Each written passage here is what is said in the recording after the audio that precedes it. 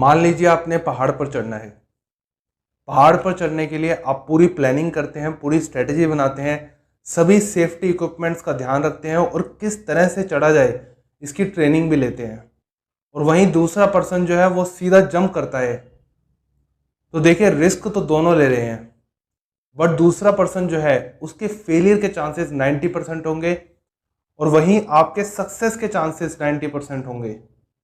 तो that means future तो किसी ने भी नहीं देखा, बट प्लानिंग काफ़ी हद तक हमें प्रोटेक्ट करती है फ्यूचर की कंडीशन से। तो अगर बिजनेस की बात करें तो देखिए बिजनेस में भी क्या होता है कि फ्यूचर कैसा होगा वो नहीं पता, बट जो प्लानिंग है, अगर प्लानिंग से काम किया जाए बिजनेस में तो वो काफ़ी हद तक जो मार्केट की अनसीन सिचुएशन है उससे प्रोटेक्ट करती है। तो बिजनेस के सर्वाइवल और ग्रोथ के लिए प्लानिंग बहुत ज़रूरी है और बजट इसी का पार्ट है। हेलो फ्रेंड्स, मैं विकास मैनी ONS स्टडी सर्कल में आपका स्वागत करता हूं। आज की इस वीडियो में हम देखेंगे बजटिंग एंड बजटिंग कंट्रोल इन हिंदी। ये इस वीडियो का फर्स्ट पार्ट है जिसमें हम बजट के कॉन्सेप्ट को समझेंगे, बजटिंग प्रोसेस को समझेंगे, फिक्स और फ्लेक्सिबल बजट क्या है ये समझेंगे। So let's start the video. अब देखिए सबसे पहले कौन सा ऐसा फैक्टर है जिसके बिना बिजनेस चल ही नहीं सकता। सबसे इंपॉर्टेंट फैक्टर होता है सेल्स। अगर बिजनेस में सेल नहीं है तो आपके पास चाहे जितनी मर्जी अच्छी मशीन्स हो, मैन पावर हो, प्रोडक्शन एरिया हो, जितना बढ़िया आपका डिस्ट्रीब्यूशन नेटवर्क हो, कोई भी हेल्पफुल नहीं रहेगा।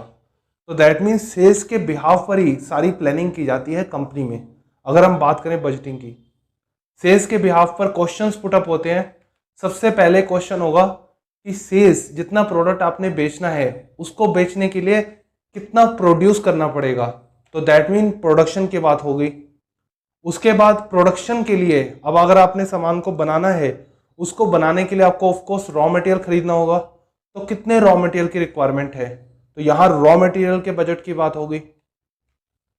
अब रॉ मटेरियल के साथ साथ उस पर काम करने के लिए आपको मशीन्स भी यूज करनी है, क्योंकि रॉ मटेरियल को जब आप फिनिश गुड्स में कन्वर्ट करेंगे तो उसके लिए आपकी मशीन्स भी यूज होती हैं और मैन पावर भी यूज होती है। तो मैन पावर और जो मशीन्स है उसके लिए बजटिंग होगी। और उसके बाद सभी को कैलकुलेट करने के बाद आपकी टोटल फैक्ट्री कॉस्ट निकल आएगी, क्योंकि ये सारे वेरिएबल्स हैं और इसके साथ फैक्ट्री का रेंट हो गया, फैक्ट्री की साफ सफाई, उन सभी खर्चों को मिला के आपकी फैक्ट्री की कॉस्ट निकल आएगी कि फैक्ट्री में टोटल कितना खर्चा आएगा। तो यहाँ आपका फैक्ट्री का बजट बन गया। और उसके बाद जो आपका एडमिनिस्ट्रेटिव कॉस्ट है, जैसे जो आपका MIS वर्क, मैनेजमेंट जहाँ काम करती है, जहाँ हेड ऑफिस है आपका, तो उसकी कॉस्ट कितनी है। और फिर जब आपका सामान बन गया, अब सामान को बनाना ही काफ़ी नहीं होता, उसको बेचना भी जरूरी है। उसको बेचना और कस्टमर तक पहुँचाने के लिए डिस्ट्रीब्यूशन नेटवर्क की जरूरत पड़ती है, जो आपके प्रोडक्ट को पिक करके डिस्ट्रीब्यूट करता है, या तो सप्लायर तक पहुँचाएगा या कस्टमर तक। तो यहाँ देखा जाएगा मार्केटिंग और transport cost, that means selling और डिस्ट्रीब्यूशन, तो ये भी अपना बजट बनाएंगे। तो सेल्स के बिहाफ पर ही production, raw material, labour, machines, बाकी सभी एडमिनिस्ट्रेटिव, सेलिंग, डिस्ट्रीब्यूशन वाले जो हैं वो अपना बजट बनाते हैं। अब हम समझते हैं ईच एंड एवरी बजट को। अब देखिए सबसे पहले सेल्स और मार्केटिंग। सेल्स और मार्केटिंग जब अपना सेल्स का बजट बनाएंगे तो ये कौन से फैक्टर्स कंसिडर करेंगे। सबसे पहले ये देखें करंट के कस्टमर्स, ऑर्डर कितने हैं इनके पास, कौन से रेगुलर कस्टमर है जिनकी सेल इनको मिलेगी। उसके बाद देखा जाएगा कि impact on customer orders due to, या तो रेट की वजह से या फिर स्पेशल ऑफर की वजह से। दैट मीन्स अगर किसी प्रोडक्ट के रेट में ये थोड़ा सा रिडक्शन करते हैं तो सेल्स कितनी बढ़ेगी, या कोई स्पेशल ऑफर देते हैं किसी कस्टमर को, किसी सप्लायर को, तो उससे सेल्स पे कितना इम्पैक्ट पड़ेगा। फर्दर ये देखेंगे new market opportunities. For example मैं दिल्ली में सेल कर रहा हूँ अपना प्रोडक्ट्स, अगर मैं गुजरात में सेल करूँ तो कितनी सेल होगी, कितना मेरे को एडवांटेज मिलेगा, ये लोग स्टडी करेंगे। और उसके साथ न्यू कस्टमर से कॉन्ट्रैक्ट करेंगे, क्योंकि इसमें क्या होता है कि जैसे कोई रेगुलर कस्टमर है, आप उसके साथ टाई अप कर सकते हैं कि आप हमारा रेगुलर इतनी क्वांटिटी अगर आप परचेज करते हैं तो आपको स्पेशल ऑफर्स दिए जाएंगे। तो ऐसे कितने कस्टमर हैं जो इनके साथ आप कॉन्ट्रैक्टेड हुए हैं। और फिर होता है कि contracted with new suppliers.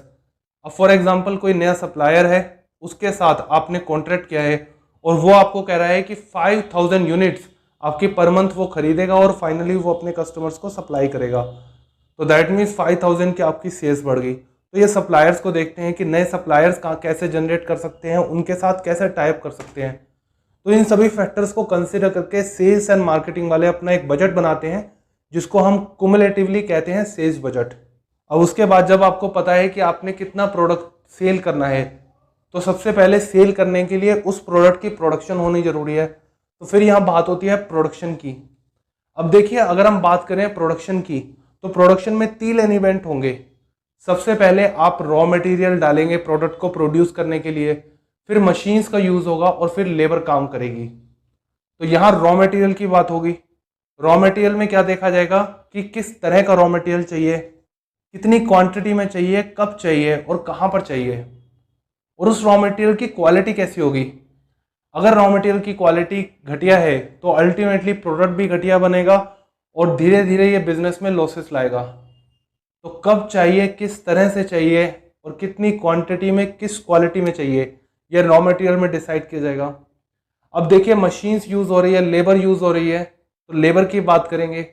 Labour में देखा जाएगा कि किस तरह की लेबर चाहिए, क्योंकि देखिए हर प्रोडक्ट को बनाने का मेथड अलग होता है, तो उसके लिए एक स्पेसिफिक लेबर की रिक्वायरमेंट होगी। यहाँ ये भी देखा जाएगा कि कितने नंबर ऑफ लेबर्स की रिक्वायरमेंट है, अमाउंट ऑफ वेजेस, कितने वेजेस दिए जाएंगे लेबर को, जिससे उनको एनकरेजमेंट मिले टाइम पर काम पूरा करने की। और साथ में आप देखेंगे time management to produce goods in time. जैसे फॉर एग्जांपल आपको पता है इस महीने आपने 10,000 क्वांटिटी प्रोड्यूस करनी है, तो किस तरह से आप अपनी लेबर से काम कराएंगे, कौन सी लेबर आप डायरेक्ट रखेंगे, कौन सी आप बाहर से अरेंज करेंगे, कैसे कॉन्ट्रैक्ट करेंगे थर्ड पार्टी से अगर आपके पास इनफ लेबर नहीं है। तो ये सभी प्लान लेबर में किए जाते हैं। अब हम बात करेंगे मशीन्स की। मशीन्स में देखा जाएगा किस तरह की मशीन्स चाहिए, मशीन कितने घंटे तक चलाएं आप डेली बेसिस पे, कि आप जो मंथली टारगेट है आपका प्रोडक्शन का उसको अचीव कर पाएं। और उसकी रिपेयरिंग, रिप्लेसमेंट या फिर कोई और खर्चा है उसको भी आप कंसिडर करेंगे। और ये फोकस करें कि मशीन किस तरह से वर्क करेगी। फॉर एग्जांपल एक प्रोडक्ट बनाना है तो कौन सी मशीन में पहले वो प्रोडक्ट जाएगा, उसके बाद कौन सी मशीन यूज होगी। तो उस हिसाब से आप अपनी एक प्रोडक्शन लाइन बनाएंगे, जिसमें स्टेप बाय स्टेप जो आपका प्रोडक्ट है वो एक के बाद दूसरी मशीन में रूट करेगा, जिससे फाइनली अल्टीमेट प्रोडक्ट बहुत ही बढ़िया और एफिशिएंट तरीके से बने। और ये तीनों part, raw material, labour, machine, ये तीनों पार्ट प्रोडक्शन के आते हैं। ओवरऑल इसको हम प्रोडक्शन बजट में कंसिडर करेंगे। अब प्रोडक्शन बजट कंसिडर करने के बाद बात आएगी परचेज की, क्योंकि आपको रॉ मटेरियल खरीदना है। तो रॉ मटेरियल खरीदते वक्त जो परचेज डिपार्टमेंट है वो ये देखेगा कि रॉ मटेरियल की क्वालिटी क्या है, किस क्वालिटी का रॉ मटेरियल उनको खरीदना है, कितने प्राइस पर खरीदना है। इसके लिए वो नेगोशिएट करेंगे जो उनके सप्लायर्स हैं उनसे। और फिर ये भी ध्यान रखेंगे कि कब खरीदना है और किस क्वांटिटी में खरीदना है, क्योंकि अगर क्वांटिटी कम रही तो आप प्रोडक्शन नहीं कर पाएंगे, तो अल्टीमेटली आपकी सेल उतनी नहीं हो पाएगी। या फिर अगर आप सप्लाई लेट करते हैं तब भी प्रोडक्शन नहीं हो पाएगी, जिससे सेल पर इम्पैक्ट पड़ेगा। तो कब खरीदना है, कितनी क्वांटिटी में खरीदना है और किस क्वालिटी में खरीदना है, यह भी बहुत इंपॉर्टेंट है। और उसके साथ साथ बहुत इंपॉर्टेंट फैक्टर है कि मार्केट को भी एनालाइज करेंगे कि अवेलेबिलिटी और प्राइसेस में। फॉर एग्जांपल अगर मार्केट की सिचुएशन ऐसी है जिससे इनको पता है कि फ्यूचर में ये मटेरियल हो सकता है कि अवेलेबल ना हो फॉर टाइम बिंग, तो ये इसका थोड़ा स्टॉक करेंगे ताकि फ्यूचर में प्रॉब्लम ना आए।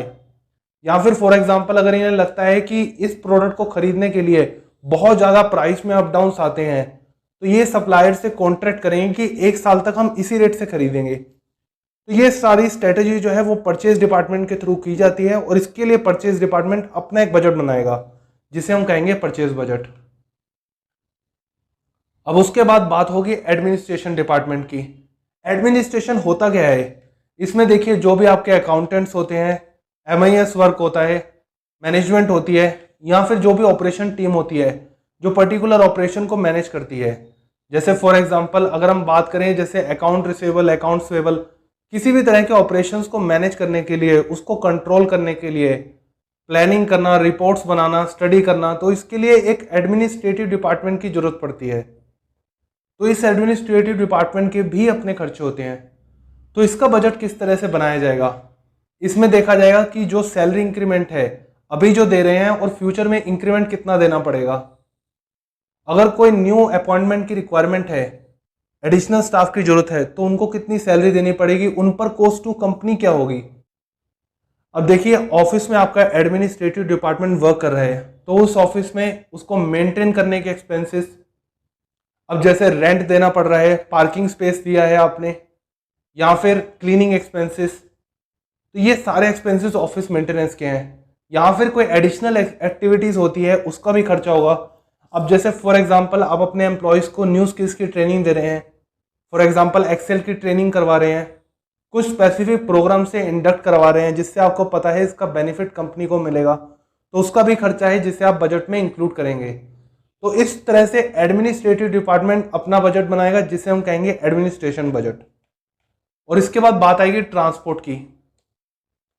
अब देखिए ट्रांसपोर्ट, रॉ मटेरियल चाहे आपने खरीदना हो या फिर फिनिश गुड्स कस्टमर को देने हो, दोनों में ही ट्रांसपोर्ट यूज होता है। क्योंकि रॉ मटेरियल आपने खरीद लिया बट वो आपकी फैक्ट्री तक कैसे आएगा, आपको ट्रांसपोर्ट यूज करनी पड़ेगी। प्रोडक्ट आपने बना लिया, बेचेंगे कैसे, ट्रांसपोर्ट यूज करनी पड़ेगी कस्टमर तक, सप्लायर तक पहुंचाने के लिए। तो रॉ मटेरियल परचेज करने में कितनी ट्रांसपोर्ट यूज होगी, सप्लायर तक, कस्टमर तक पहुंचाने में कितनी ट्रांसपोर्ट यूज होगी, और ये भी देखा जाएगा कितने ट्रांसपोर्ट्स की जरूरत है। फॉर एग्जांपल मुझे कितनी गाड़ियों की जरूरत पड़ेगी हर महीने, कितने ड्राइवर्स की जरूरत पड़ेगी, टोल चार्जेस या भी जो भी ट्रांसपोर्ट से रिलेटेड अदर चार्जेस हैं वो किस तरह से लगेंगे। या फिर अगर आपके पास ट्रांसपोर्ट की शॉर्टेज है तो अगर आप थर्ड पार्टी से कॉन्ट्रैक्ट करते हैं तो उनको कितनी पेमेंट मंथली एनुअली करनी पड़ेगी। ये सभी फैक्टर्स आप कंसीडर करेंगे और इससे बनेगा आपका ट्रांसपोर्ट बजट, जो डिस्ट्रीब्यूशन नेटवर्क का ही एक पार्ट है। अब इन सब बजट को कंसीडर करने के बाद एक मेन बजट बनाया जाता है जिसे हम कहते हैं मास्टर बजट। इसमें सबसे पहले दो फैक्टर्स को कंसीडर किया जाएगा, byproduct sale, rejected product sale. अब देखिए कोई भी प्रोडक्ट जब हम बनाते हैं तो वो कहीं ना कहीं उसमें वेस्टेज होती है, बट वो वेस्टेज भी ऐसी होती है कि कुछ ना कुछ हम उसको बेच सकते हैं, हम उसको स्क्रैप में बेच सकते हैं, या फिर फॉर एग्जांपल उस प्रोडक्ट का कोई अल्टरनेटिव यूज हो सकता है। तो उससे कितना रेवेन्यू जनरेट होगा, कितनी इनकम जनरेट होगी वो आप देखेंगे। और साथ में आप देखेंगे कि जो कंट्री की टैक्स पॉलिसी है, इकोनॉमिक कंडीशन है, उसका कंपनी पर क्या इंपैक्ट पड़ेगा। ये दोनों फैक्टर कंसिडर करने के बाद आप देखेंगे कि आपकी सेल्स का बजट क्या है और बाकी सभी खर्चे सेल्स को करने के लिए कौन से हैं, जैसे production, purchase, administration, transport, tax impact. जब आप सेल्स में से इन सभी डिपार्टमेंट्स के खर्चे माइनस करेंगे तो आपके पास प्रॉफिट आएगा। तो इसे मास्टर बजट इसीलिए कहते हैं क्योंकि इस बजट में बाकी सभी डिपार्टमेंट के बजट इंक्लूड होते हैं। अब देखिए बजट के दो फैक्टर होते हैं, एक फैक्टर फिक्स होता है, एक फैक्टर फ्लेक्सिबल। तो अब हम बात करते हैं फिक्स वर्सेस फ्लेक्सिबल बजट। कौन कौन से बजट के एलिमेंट ऐसे हैं जो फिक्स होते हैं और कौन कौन से बजट के एलिमेंट ऐसे हैं जो फ्लेक्सिबल होते हैं। अब देखिए फिक्स की बात करें या फ्लेक्सिबल की बात करें, फिक्स में होता है जैसे फैक्ट्री का रेंट, आपकी अगर सेल कम भी है तो भी आपको फैक्ट्री का रेंट तो एक फिक्स अमाउंट से देना ही पड़ेगा, या फिर आपने ऑफिस रेंट पे लिया है तो उसका रेंट आपको देना पड़ेगा। एम्प्लॉय की सैलरी है, अगर आपने किसी एम्प्लॉय को हायर किया for example 15,000 rupees per month, तो सेल आपकी बिजनेस में अप होती है या डाउन होती है, बट आपको एक फिक्स अमाउंट से उसे सैलरी देनी पड़ेगी। तो दैट मीन्स ये फिक्स खर्चा है। एडमिनिस्ट्रेटिव एक्सपेंसेस, एडमिनिस्ट्रेशन से रिलेटेड कोई एक्सपेंसेस हैं, फॉर एग्जाम्पल प्रोफेशनल चार्जेस पे कर रहा हूँ, कोई मेरे लॉयर्स हैं, कोई मेरे अकाउंटेंट्स हैं, उनको मैं फिक्स अमाउंट पे कर रहा हूँ, तो सेल्स अप डाउन होने से उन पर इंपैक्ट नहीं आएगा, उनको एक फिक्स अमाउंट से ही पेमेंट करनी होगी, तो ये खर्चा भी मेरा फिक्स है। अब फ्लेक्सिबल क्या होगा, सेल्स कम या ज्यादा होने से, अगर सेल ज्यादा होगी मैं रॉ मटेरियल ज्यादा खरीदूंगा, सेल्स कम होगी मैं रॉ मटेरियल कम खरीदूंगा, तो रॉ मटेरियल मेरा फ्लेक्सिबल होगा। अगर मेरी सेल कम है तो मैं कम सामान खरीदूंगा और मुझे कम सामान ही स्टोर करना पड़ेगा, तो यहां स्टोरेज प्लानिंग जो है वो भी फ्लेक्सिबल होगी। अब अगर मैं कम सामान बेचता हूं तो उस कम सामान को बेचने के लिए मेरा ट्रांसपोर्टेशन ज्यादा यूज नहीं होगी। फॉर एग्जाम्पल अगर 100 गुड्स को मुझे सप्लाई करना है तो मुझे 2 ट्रक लगेंगे, बट अगर मैं बात करूं सिर्फ 50 गुड्स को सप्लाई करना है तो मेरा 1 ट्रक से काम चल जाएगा। तो यहाँ डिस्ट्रीब्यूशन जो एक्सपेंसेस हैं वो भी फ्लेक्सिबल होते हैं। मेरी फैक्ट्री में कुछ डेली वर्कर हैं जो काम करते हैं, अब अगर मेरी सेल कम है तो मुझे ज्यादा डेली वर्कर की रिक्वायरमेंट नहीं होगी, बट सेल ज़्यादा है तो डेली वर्कर की रिक्वायरमेंट ज़्यादा होगी। तो डेली वर्कर्स जो हैं वो भी फ्लेक्सिबल होते हैं, आपकी सेल्स पर डिपेंड करेंगे। तो बजट जो है वो फिक्स भी होता है, फ्लेक्सिबल भी होता है। तो आपको दोनों ही एलिमेंट को कंसिडर करके किस तरह से कंट्रोल करें इसको देखना चाहिए। तो ये इस वीडियो का फर्स्ट पार्ट था। नेक्स्ट पार्ट में हम कंसिडर करेंगे कि किस तरह से बजट को बनाया जाता है और कैसे आप कंट्रोल कर सकते हैं, और कंट्रोल करने का एक्चुअल मतलब क्या है। So that was it for the video friends, thanks for watching. अगर आपको हमारा एफर्ट्स पसंद आया तो इस वीडियो को लाइक और शेयर जरूर करें, और इसी तरह की वीडियोस के लिए इस चैनल को सब्सक्राइब करें। Thanks for watching.